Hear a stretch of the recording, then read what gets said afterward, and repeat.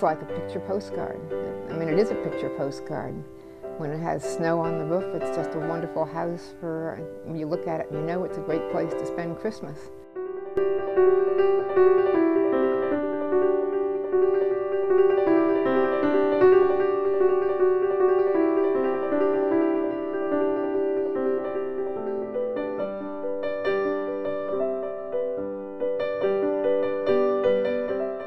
I do think this place is magical, and I think that Helen and Gordon make the magic of it happen, and it's interwoven with their presence here. If Helen and Gordon weren't here, I don't think it would be as magical.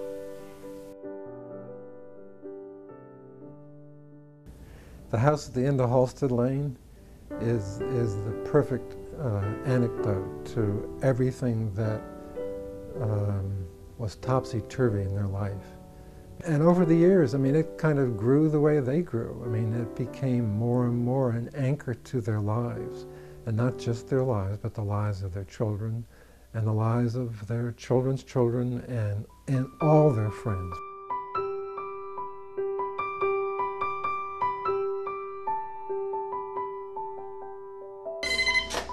Hello? Merry Christmas. Is this Ritva? Can I call you back? I'm just getting pancakes. Well, why don't you, Dirk, and all of you start eating? And I'll come. All right. I have 5 here. And yeah, I didn't grease this damn thing enough. Well, they've got a fireplace in the library, a fireplace in the dining room, the wood stove in the kitchen, which when that gets cranked up is just a wonder. Helen? Helen? Okay. Yeah. That's an exciting experience. That's a specialty of the house, yeah. Yeah, that's Shock with your... Charge an extra $10 a night to use the small bathroom. Yeah. Wow. Okay. I can't believe it, but you know, people are beginning to know that we are probably the oldest couple around. Too many things have happened that are somewhat unusual in our lives. Like managing one year on $1,000 for an entire year with 2 kids. We didn't pay rent, but we had to buy food and pay medical costs and books. Anyway, we always had to pay $10 a month for the money we were saving and the money that eventually bought this house. Everyone falls in love with Helen. Although she may not do it physically, when she meets people, it's as if she scoops them into her arms and says, you know, come tell me everything and be my friend.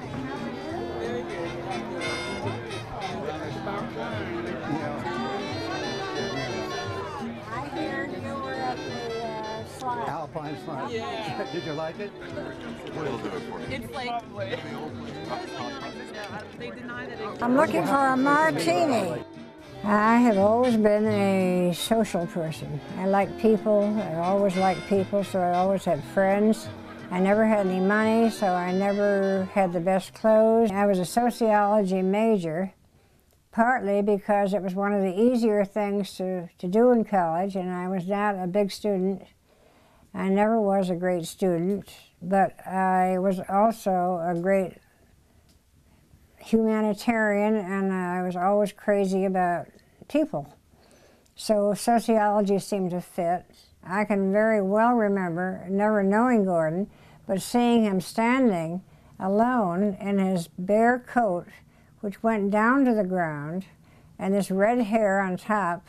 You say black bear. Raccoon. What was it, a raccoon? No, it was a black bear coat. But black bear coat. Coat. And when you said standing Gordon, there bare.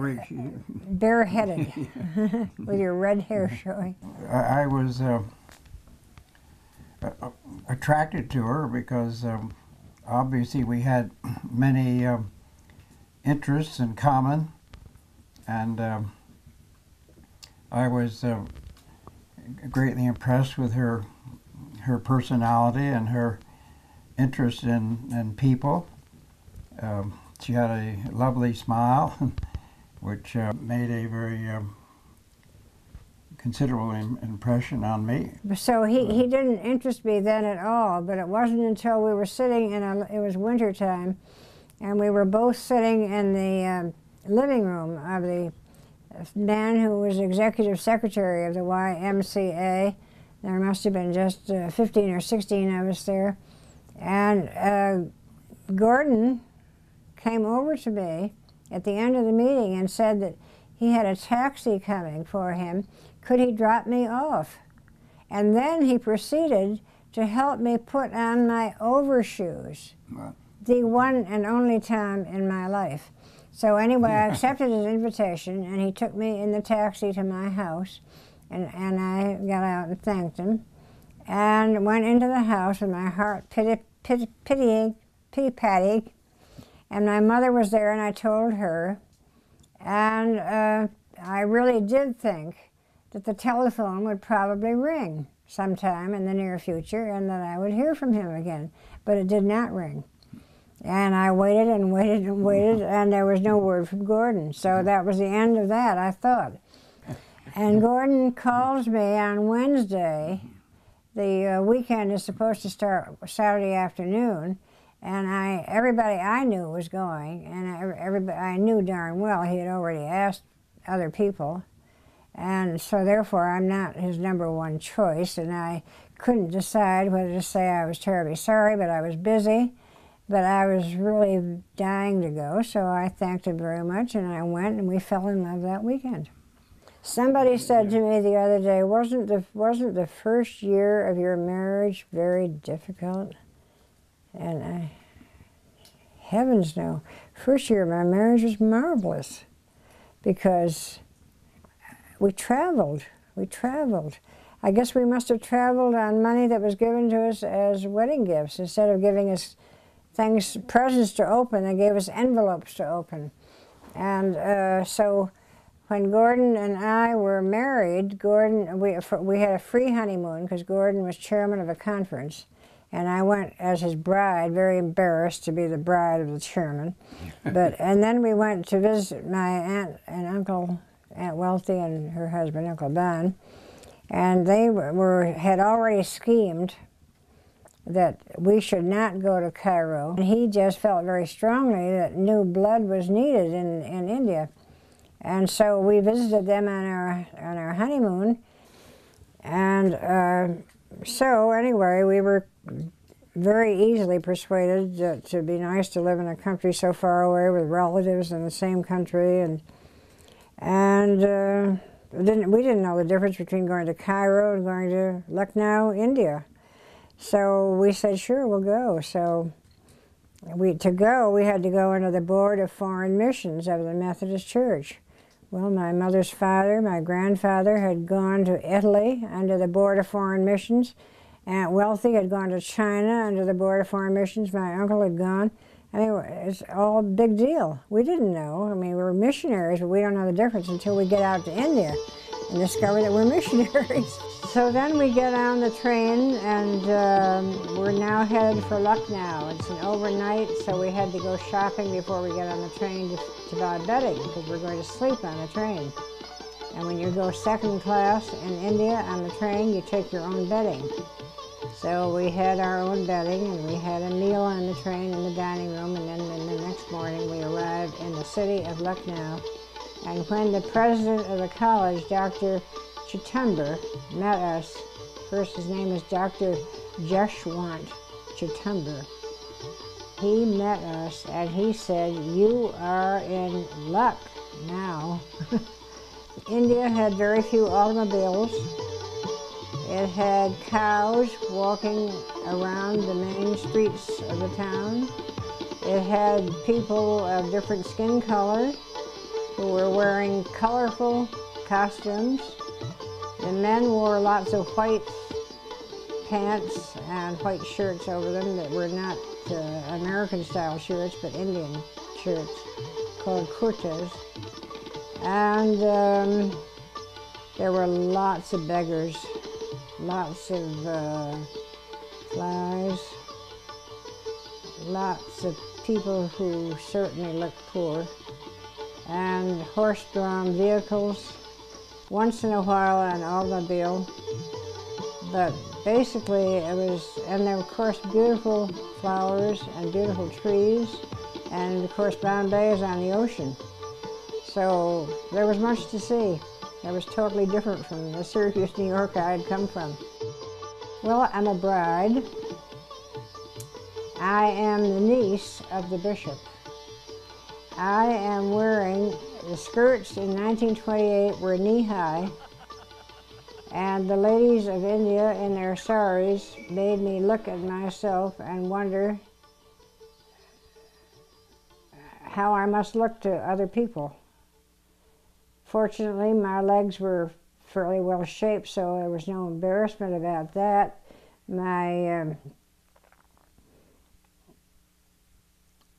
The language was different, but the people who spoke English spoke beautiful English. And English is so superior to American English that it was a joy to hear people speaking English. And of course, all the educated Indians spoke beautiful English. I was born in Lucknow, India, which was really a rather pretty city. It was one of the Mughal capitals, and Lucknow is along the Ganges River, and it was filled with palaces from the Mughal era. Lucknow was where the Methodist Church had something called the Lucknow Christian College, and that's where my parents went in 1928. Well, Gordon loved it. He loved everything. He fit in marvelously. But Gordon, right away, Gordon was the very first one to start wearing Indian clothes. And he was riding his bicycle around town wearing what they called a Nehru, an achkan. It was like Nehru wore, a long coat with the white pants and white pajamas. And people actually thought that he was a Kashmiri, because there were Kashmiris who had hair the same color as his.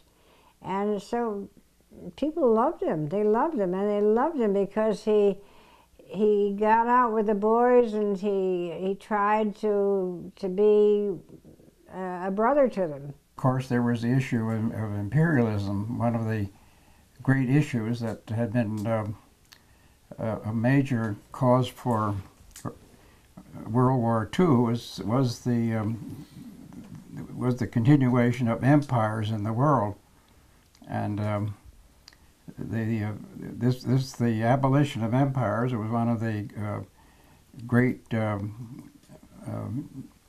demands of President Wilson and the Versailles Peace Treaty.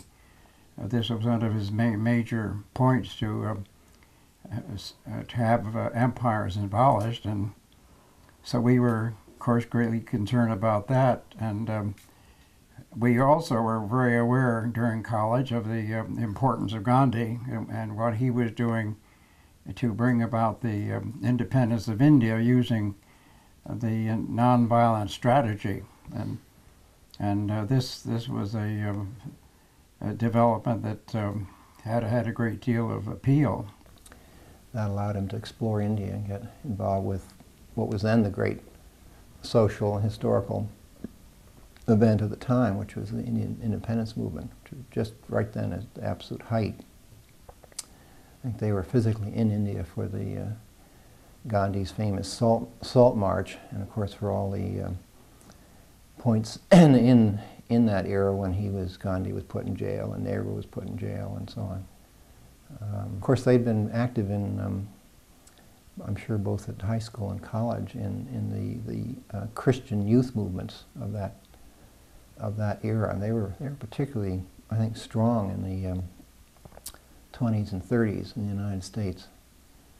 So they essentially took those impulses and translated them to India, and of course that then starts the story and almost a constant refrain of my father's life of joining unpopular causes, committing himself publicly, getting in trouble with the establishment. Gordon has always been a letter to the editor, writer.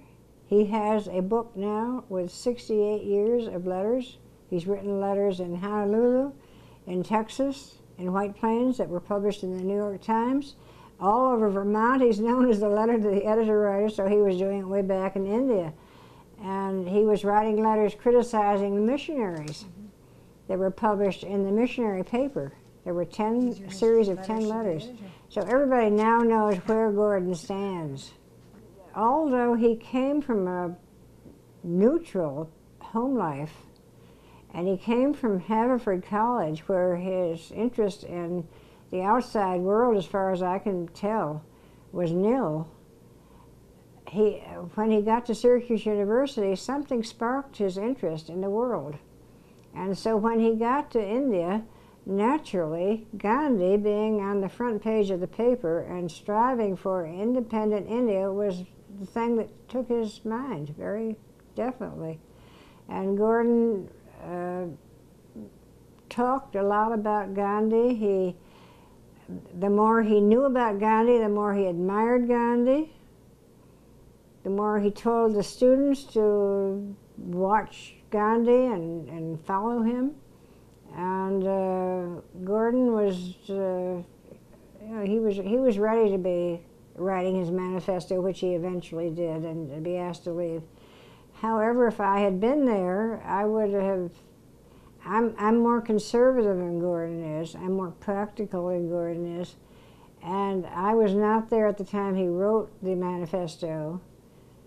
But I came back and it was all done. We had 10 days to get out of India, but had I been there, I am thinking that things might have been different. I don't know how much different. She wasn't so pleased with all this. You know, maybe secretly, very, very deep down, but I mean, her public family stance was to give my father a hard time and chide him, you know, just think what could have happened if you. I never heard her criticize. Well, yeah, she did. No, she did. The India story is that apparently they were both off at a conference someplace, and he decided to come back. I've forgotten why, but she stayed on, and he came back to Lucknow. And this may, in fact, have been the trip where I was left on the baggage rack and apparently almost abandoned by my absent-minded father. So we heard a lot about that. At any rate, he got back, and no wife censor to, you know, to keep him under control. And it was then that he wrote this manifesto, which is what got him into trouble. A lot of the episodes in his life are about writing things, and so he wrote this. I've read it, you know, recalling the themes of American independence and the rights of man and all that sort of stuff, and essentially calling on the American mission community. This is not directed to Indians, it was not directed to British. This is directed to fellow Americans whom he found, unsurprisingly, and I think you've been abroad enough to know that most Americans, you know, don't want to challenge the authority in countries they're living in, and in fact become co-opted, so that the mission community, he felt, were bought out, and so this was his denunciation of that. And but he released it in such a way, I think he both posted it and then it was perhaps released to the media. You know, India's always had a very vigorous media, even in the British times, and so it came to the British police and Secret Service and so on, and they were on him in a minute, and they were out within I don't know how many weeks. But so my mother always said, "Oh, if only, you know, I'd come back with you. If only you hadn't left the conference. If only I'd been there, then this So clearly there had been a number of other near misses. So at least the 30s and 40s, we used to hear a lot critical from my mother, you know, my father was a little intemperate. I think as life has gone on, I don't think you'd find her critical anymore. I think she's sort of come to see this as his great strength and his legacy. I guess the thing that really characterizes my father is that he is absolutely programmed to tell the truth and, you know, damn the consequences. We've been told that if we apologize and promise never again to bring this issue up again, that we could stay. Since Gordon said, no thank you, I will not apologize, I meant what I said, they said, well then you have 10 days to get out of India. So that made screaming headlines in all the papers. In fact, in India you don't need a newspaper for news to travel. Everybody knows what's going on. And then it was chaotic, tears and packing and celebrations and gatherings. Students boycotted classes. My father was ushered out of India, as my mother says, on my birthday, so we know the date, January 23rd, 1932. And they took a slow boat to China, as the song says, and that landed them in Hong Kong. And I stayed in Hong Kong for several weeks, and pretty much, I would say, the young people's Christian movements around, or the young missionary movements around the world must have had a network. I'm sure they had friends there, they met, and within days my father was linked into this somewhat subversive Hong Kong Christian group who undoubtedly were upset about the treatment of Chinese, because that was a big issue at the time. Probably anti-colonial, desirous of getting the British out of Hong Kong. And of course, even as early as 1932, the British were already worried about the Japanese, who I think had started their depredations on the Chinese mainland. So they weren't at all interested in having subversives in their midst. So he was again rounded up and shown the door. We had left India from Calcutta, and of course we had actually been ordered out of India within a period of 10 days, and the day that we boarded the boat for Hong Kong was actually the 10th day. So we really had met the order of the government of India, and the boat was a combination of a passenger and freighter. So it stopped at a number of ports between Calcutta and Hong Kong. It stopped at Burma, Rangoon, it stopped at Penang, and it stopped at Malaysia, and it stopped in Singapore. And at all these stops, we got off the boat because there was the opportunity to do it, since the boat was either loading or unloading materials at those ports. And it was sometime, as I think it was probably either just after we had left Singapore or just before, that we heard or noticed on the bulletin board in the ship of the news of the Japanese shelling of Shanghai. And I immediately recognized that this was a very important development internationally. But since this was a Japanese boat, there was only very meager information, and there was no mention of what sort of international repercussions there was, or what this would mean for the League of Nations. And of course, looking back, I think it was clear to me, at any rate, that this perhaps was the beginning of World War II, because from then on there was one series of incidents that actually were a part of the basic start of World War II. And so we could not get any further information other than the fact that there had been the shelling of the Shanghai by the Japanese. But at the same time that news came, there also came the news of the development in London, where a prominent church leader, a woman, had come out with a proposal for what she called a peace army, to try to do something to deal with the hostilities in Shanghai. And she I think said in possibly the first news dispatch that she felt that this was a very serious threat to the League of Nations and to the peace of the world.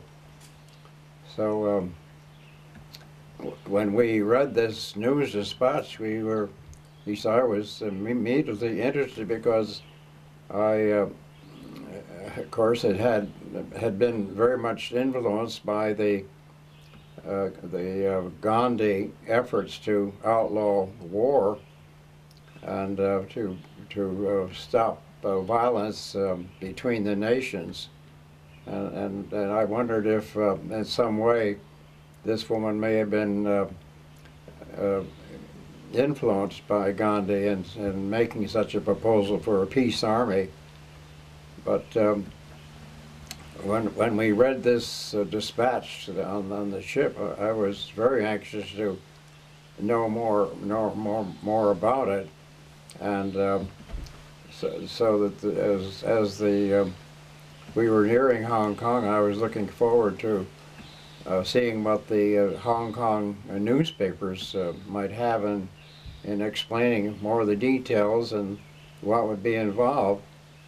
And so this was really the way in which we got interested in these international developments, and it represented a sort of a major motive for our actions during the period that we were in Hong Kong. Well, I'm pretty innocent. I don't know what's going on, because I'm just the mother of this little kid. Yeah.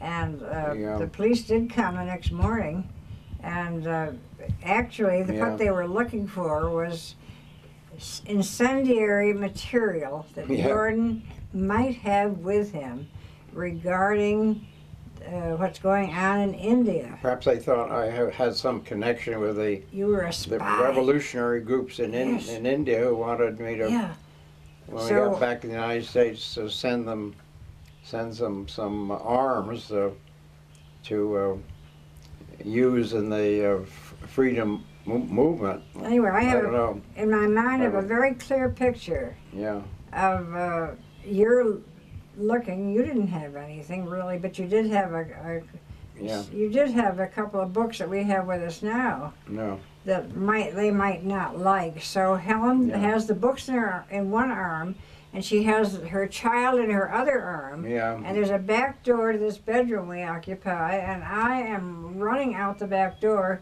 with my arms full to escape the police. I am a passive onlooker. My main concern is I'm the mother of a 2-year-old. And actually, I think our lives were almost somewhat separate in our thinking. I mean, Gordon's mind was not on his child, believe I can tell you that. Was it?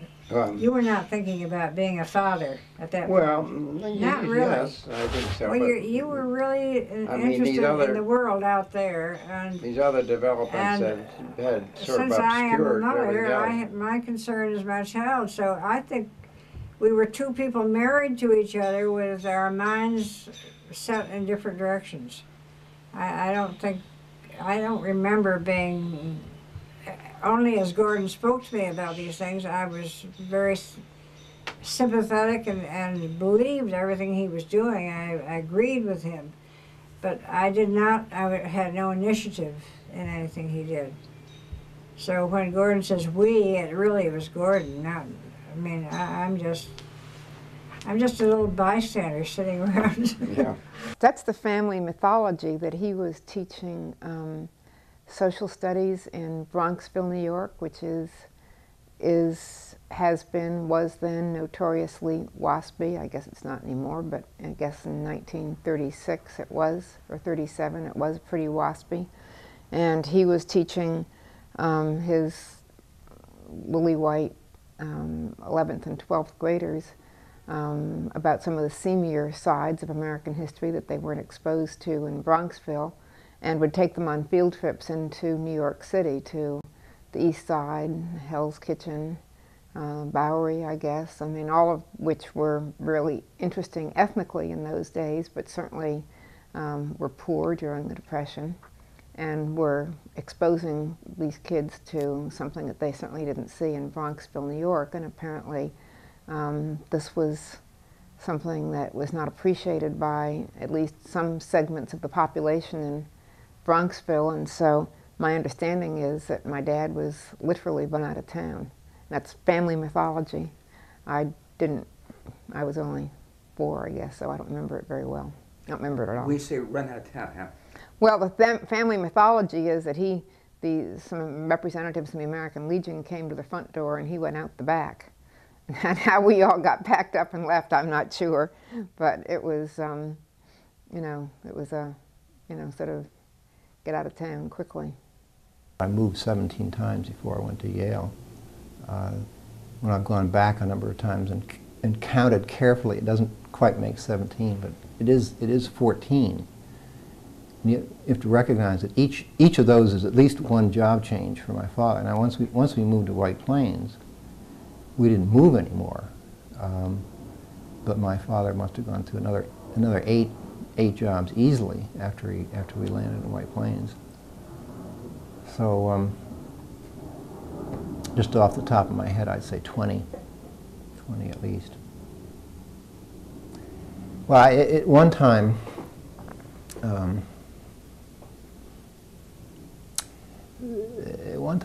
I really thought, I mean, I still think this, I'm not sure I feel quite so idealistic about it, but at one time I thought he was one of the most remarkable people I ever heard of, because whereas everybody else had gone through the Depression and just simply hunkered down. If you had a job in a candy store selling 5-cent candy, you would have stayed with it forever.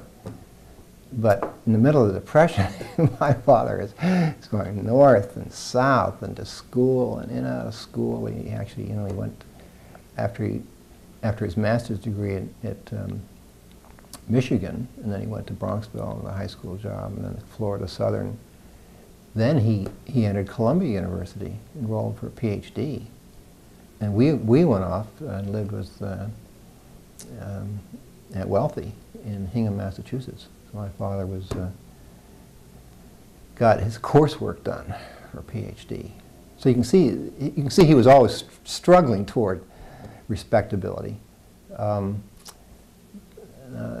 don't know whether there's always little bits of money that kept coming up, and these are our common roots, Dirk, because there are little pieces of land in Stormville or Upper Westchester County, or somebody's estate would be settled, and so my father would have a couple $1,000s and go off and enroll in college. But at any rate, I think they ran out of money, and then he joined the National Youth Administration. My father, because of all these job changes, was also, I mean, to think of us landing up in Oak Ridge, I mean, that's pretty amazing. we were the Oak Ridge wasn't more than 3 or 4 months old when we landed up there, and we lived in a barbed wire enclosed city that I used to joke and say I had the fastest expanding paper route in history of news media, because my route was on Outer Drive, and they built Oak Ridge by crews would come in and put platforms down, wooden platforms down, and then a crane truck, a platform truck would come and they'd lift whole prefabricated sections of houses off onto the platform, bolt them together, put a boardwalk up to the front door, and the family would move in the next day. And then I'd come by and ask if they wanted to subscribe to the paper. So I'm not a paper route. But I was at Camp Dudley in August of 1945 when the atomic bomb went off. And of course, we didn't have any idea. The joke was we were making Dewey buttons. That was the, and you knew that it was something, but I had no idea, absolutely no idea that it was a bomb. But when it went off, I turned to my fellow campers and I said, that's what we were doing in Oak Ridge. And I said my father loses jobs. And that always got a laugh. But I've explained that, he was an idealist, and that he had difficulty holding a job because he was always sort of making people feel uncomfortable by sort of holding them and presumably himself to a slightly higher standard than was expected. And people by and large couldn't tolerate that. And I think that all goes back to his days in college when he had the nickname God. He was already then sort of acknowledged as someone who made you uncomfortable. I mean, it's no accident that Christ was crucified. I mean, people don't like someone hanging around who makes them feel inferior morally. And the way they dealt with Christ was to put him on a cross and kill the bastard. And I think my father had some of that quality, that, he could be sort of self-righteous, and people just don't like that. And, in this day we have the term whistleblower, and maybe he would have been called a whistleblower, and that's slowly gotten a positive connotation. For many years it had a pejorative connotation, although in fact those were people of goodwill trying to make a company more efficient, or trying to make the product better or safer or whatever. So I think he belongs to a tradition of people who have been trying to make what he does a better product and help make the people he works with perform better. But there's a way of doing it which is tolerable, and a way that it is intolerable and makes for persona non grata. And I think he kind of never really learned that lesson, or didn't want to. And as a result, he frequently lost jobs. But despite all that, he had the admiration, maybe not of his direct superior or the people underneath him who he may have irritated, but people around him, and his friends and acquaintances, people of long standing. I remember in White Plains he had a lot of friends. He was revered by these people as just someone who would always take the high road, always take the moral course. And there's something to be said for that. It does, I think, then lead to my having some sense of reverence, although I know both my parents have clay feet, but he did sort of set his sights a little higher. And now that you can look back, and he's 92 years old, you can look back and you can see the impact. All the letters to the editor, this was not the work of a shallow person. It was somebody who, in his own way, was trying to make a difference, who was trying to change things. And his effort in India, it was flailing at windmills. Don Quixote couldn't have had a better student. Remember, my dad was a redhead. And he's got that famous redhead. My dad is a hothead in reality. He doesn't flare up often, but when he gets passionate on a subject, he is hot. and he can really flare up very quickly, and it's the good old, I think, you know, I don't know what it is, but he definitely is a man with a lot of passion and a temper, and yeah, I've seen it a few times. Not often, but a few. She has a temper, but it's of a totally different type. She sort of flares up, but not with the passion, for the most part, that my dad does. I mean, he erupts like a volcano, and hers is more simmering.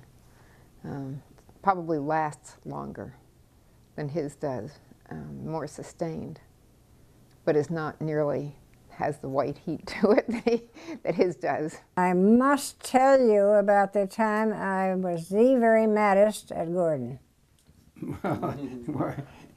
There's lots of other things to talk about. No, but they besides looked that. at, no, they want to know that everything isn't smooth and silvery and gorgeous and beautiful. Yeah. Gordon, it was a Saturday afternoon. It's a lovely day. And somebody comes along and wants Gordon to go to Toledo, Ohio, which is not too many miles away because there's a big strike going on there. And Gordon, as you know, is very interested in all these socio-political goings-on.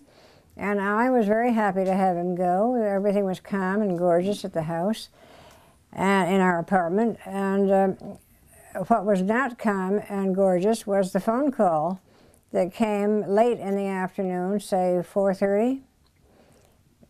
Hello, it's Gordon on the other end. Helen, I've been arrested. I have to have $75. What? Gordon, God dang it. I said, Yeah, be careful. my father had the most wonderful language for swearing, and I had never used it. And that afternoon, I got every single word I'd ever heard my father use, and it went over the phone to Gordon. Boo, boo, boo, $75. Gordon Halstead, I haven't got $75. Well, Helen, if you don't get it, I'll have to stay overnight. And if I stay overnight, it means I'll miss the meetings I'm supposed to be at tomorrow, and that's part of my job. Oh, damn it. So, yes, Helen found the $75 by finding Aunt Wealthy and borrowing it and going to Western Union and mailing it. And Gordon came back, but in my entire married career, which has lasted all these many years, I have never been as angry as I was that day. I met Gordon and Helen around 1980 through the Mountain Valley Peace Movement. That was how I originally met them. Gordon has formed this United Nations group of the same people that were in the Peace Council, most of the same people, to try and get our country to support the United Nations and support countries throughout the world that are in need of help. My first impression was, well, you know, Helen, she is so out there and invites you right over for dinner. I liked them a lot, and I wanted to know them better. And at that time I had young children, so I was pretty busy. But 3 years later, I ran into Gordon at the health center, and he asked me what I was doing, and I had just gotten separated. And he said, well, what are you going to do for money? Why don't you come to work for us? So I came and worked in their gardens and took care of the house in the winter when they were here or weren't here, and just did that, a few small things, and it's actually evolved into bigger things. Joe and I have sort of just adopted Helen and Gordon. A couple of years ago, Gordon decided at 90 that perhaps he didn't want to rototill his garden anymore, and he thought maybe he was getting a little too old for that. So Joe and I have taken over the vegetable garden. And we just do it because we love them and we want to be help to them and make their life work easier. They usually get up, they wake up, and if you're working out in the garden under their bedroom window, you can hear them listening to VPR in the morning. And they stay in bed and listen to VPR, and then they get up around, I don't know, 8 or 8:30, come down and have breakfast. And lately, Gordon has been walking a great deal, which is just amazing to me. He walks down their road and goes all the way to the main road and back again. And there's a good hill there, and it's a mile to the main road, so that's 2 miles a day. And and he wears his hat with the bug netting around it, so he's quite a sight, and he carries a stick. And one morning I was coming early and I almost hit him, and I didn't know he was doing this, so that's how I found out about it. And then they go up in their office and they write. The other day I was here for 3 hours working below the office, and I don't always go in the house right away because I want to get my work done. And I wondered if they were even there, and they were upstairs working for at least 2 hours without saying a word. Because Helen speaks loudly enough to Gordon that you know when you can hear what they're saying. And so they work in the mornings mostly, and then have lunch. Or sometimes they go out and do errands, go to Manchester, and then usually have a little rest after lunch and get up and maybe plan a party or have people over.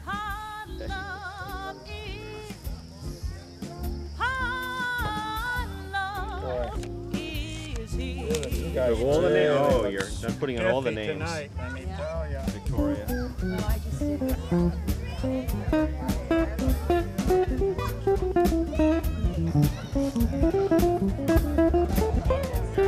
Who are you? My name is Dirck Halstead. I am Gordon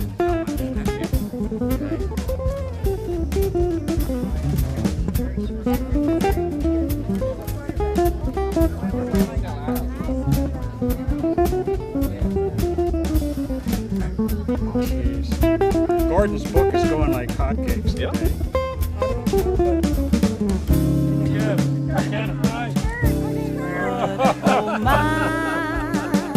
I don't think luck has anything to do with it. We need to. Not after. We're coming up.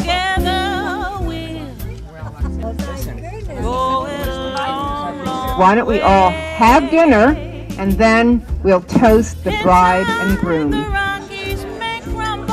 The Greek brought to make tumble. The Americans, they're only made of clay. Our love is.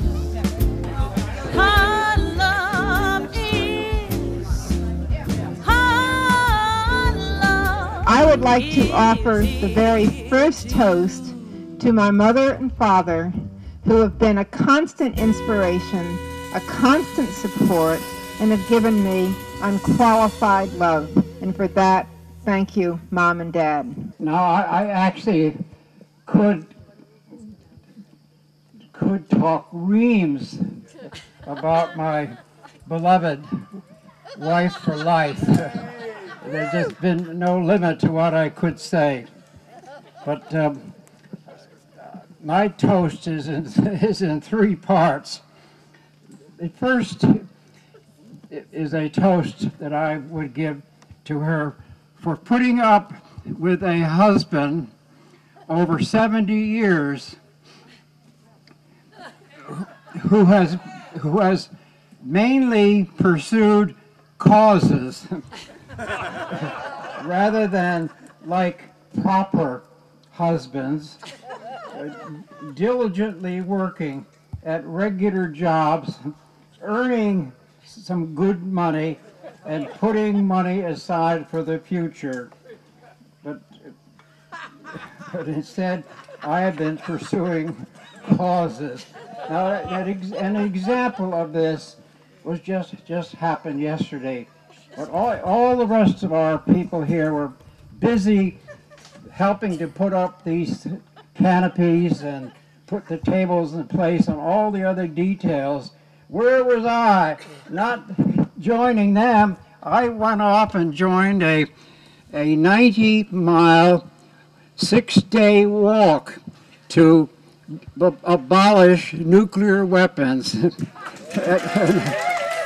I would like to say that there is one member here. My second toast, or second installment of the toast, would be that over these 70 years, this wonderful wife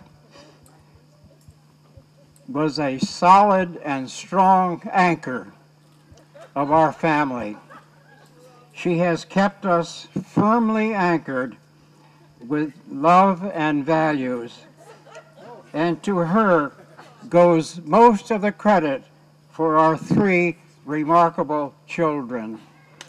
And then third, wherever we have gone over these many years, and believe me, we have gone to many places, she has always demonstrated an enormous talent in making all the houses that we have lived in, and some were pretty dismal, into lovely and ecstatic homes. Store makers transformed from a former farmhouse is but the last of her triumphs. So here's to my darling Helen, a toast. Hey,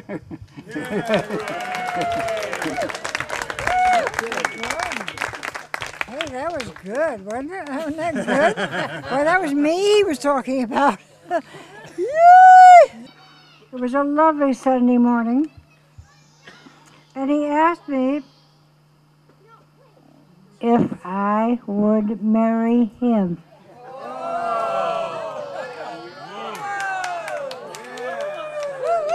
The answer was an immediate yes. That was 71 and a half years ago. What have we been up to all these years?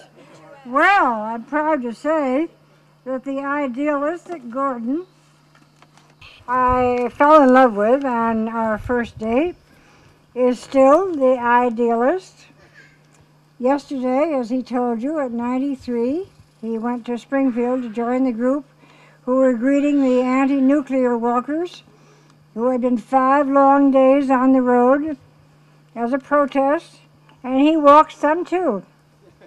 So, idealism has been a wonderful part of our marriage.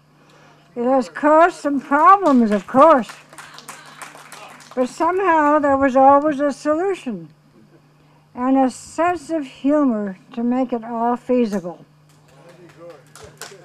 We have enormous respect for each other, in spite of the fact that I am the more practical one who tells us how we can spend our money. For example, Gordon has been a letter to the editor writer for 71 years and has an enormous collection of letters. He has also written a book about the India we knew 1928 to 1932, when idealism sent us out of India. Quick! It is available here somewhere for sale. Pardon me for saying that.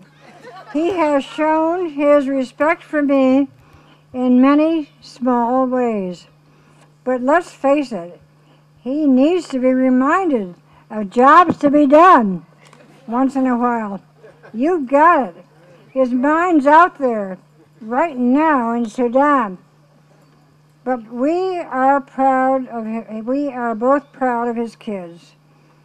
And he's a good grandfather and is forever, forever my beloved husband,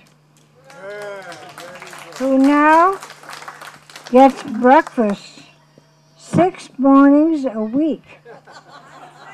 And no longer is he a breadwinner because he makes his own bread on the bread machine. That was nice, honey. Did I say? Yeah.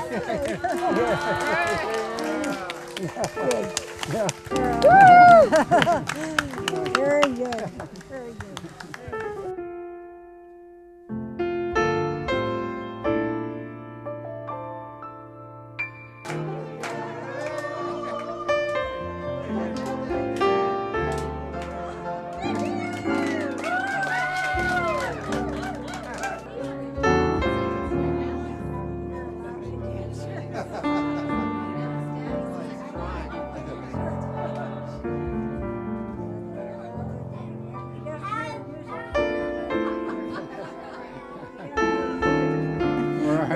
glad you married me. Say something, Gordon. Yes. Oh, he's glad he married me.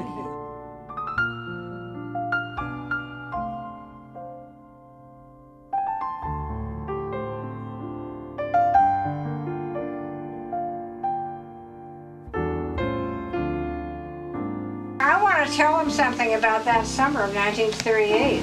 Right. Oh, when you bought the house? Gordon and I used to come over and lie on the grass and make love. Yes, we did. I love it. I love it. What do you think I'll do it right now?